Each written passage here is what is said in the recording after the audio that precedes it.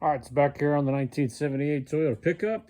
Got her cleaned up pretty good. So I ended up using the power washer. I wasn't sure if that was going to work, but it wasn't too bad. I mean, I was surprised. I probably got about 2/3 of the gunk off of there with the power washer. It's way faster than the air chisel and not as much noise and vibration and mess.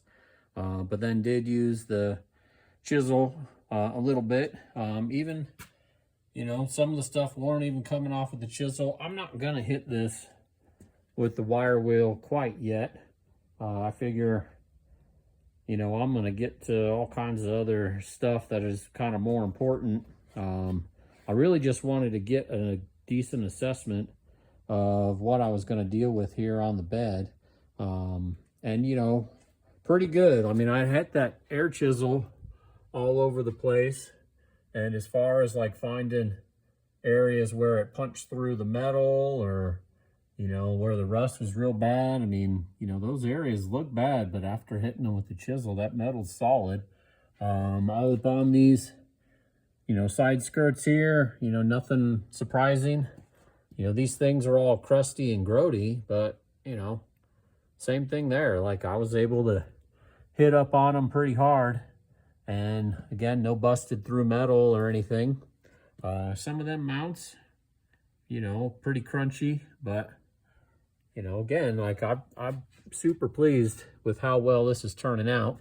I did have one spot here, you can see, where after I hit it with the chisel, I had a little blow through right there around this, I don't know if you call it a mud flap or whatever, a mud guard. I'm not sure. But yeah, I mean, I got one little blowout there, and you know, the rest of it, as I was going through, I mean, even though that looks super crusty and bad, after hitting it with the power washer and the chisel, you know, not getting any holes, not getting any, you know, blowouts or anything. I mean, you know, it's not too shabby. I'm a little bit confused with the color that's on here.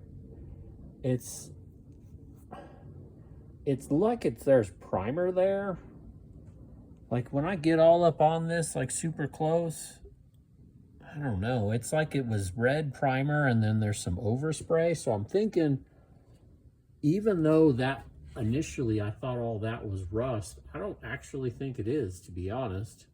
I think that's an old red primer, and when they painted this thing, whenever they did, I don't think they painted the entire undercarriage. Like, I'm looking through here, I mean, like, I wouldn't imagine that upper corner there would be in worse shape than right here. I'd actually think it'd be the other way around.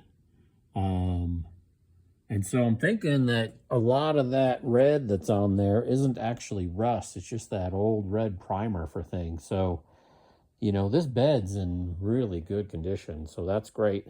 I sprayed some goop on all these bolts down here, because I got to get those off in order to just make my life a little bit easier, to not have to be working around them. I did, you know, I'm going to have to patch that little hole there. That'll be super easy. It's not inside of the captured nuts or anything. So that should be no problem at all. All the mounts, you know, I think are going to be totally reusable, even though this one here is a bit crusty.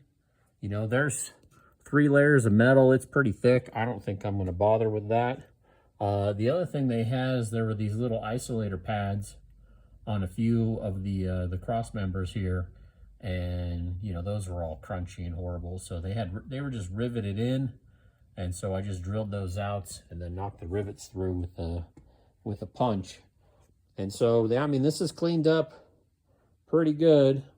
I think what I'm going to do now is, since I don't need to really get anything over here, and honestly, I think I'm going to do the absolute bare minimum in the actual bed itself. I mean, I really don't want to hardly do any work here at all. So I might, you know, dig out the seam sealer wire wheel, that sort of stuff.